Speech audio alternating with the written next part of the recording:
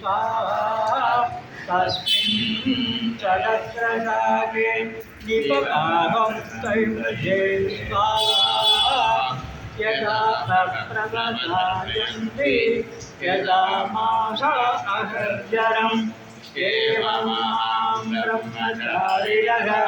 साधरायन्तु सर्वदा स्वाहा पितृवेशोऽसि प्रमापाहि प्रमापस्य स्व भूर्भुवस्सुवरिदिवायेतात्तिस्रो व्याहृदयः तासामुपस्मै काञ्चतुर्थे महासमस्य प्रवेशते महैः तद्ब्रह्म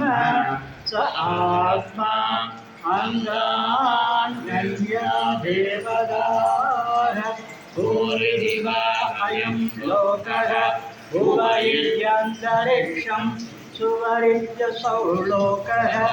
मरैश्चादित्यः आदित्येन वाव सर्वे लोका महीयन्ते भूरिदिवा अग्निः भुवैर्वायुः सुवरित्यादित्यः मरैः चन्द्रमाः चन्द्रमसा वाव सर्वाणि योनिषु महीयन्ते भूरिदिवा रुचः भुवैः सामानि यजुर्वंसि महैः ब्रह्म ब्रह्मणा वाव सर्वे वेदा महीयन्ते भूरिदिवै प्राणः भुवैर्यपाणः शिवरिदिव्यानः महैर्यन्नम् अन्नेन वाव सर्वे